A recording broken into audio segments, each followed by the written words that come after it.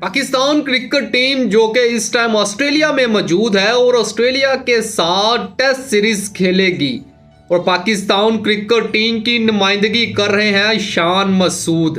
Series شروع ہونے سے پہلے پاکستان کرکٹ ٹیم کا مقابلہ تھا آسٹریلین پرائم منسٹر 11 سے۔ میچ کے دوران پاکستان کی سیریز کا جو پہلا میچ تھا وہ 14 دسمبر کو ہونا تھا، تو کپتان کا کمپیریزن کیا گیا۔ ایک طرف پیڈ تھے اور دوسری طرف بابر اعظم۔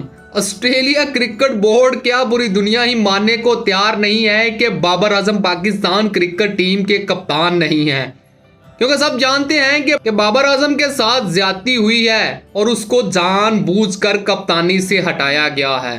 چلیں کوئی بات نہیں، بابر اعظم اس سیریز میں پرفارم کرے گا، فینز اس کو سپورٹ کر رہے ہیں کیونکہ وہ ایک دفعہ پھر بابر اعظم کو پاکستان کرکٹ ٹیم کا کپتان دیکھنا چاہتے ہیں۔ Best of look Pakistan.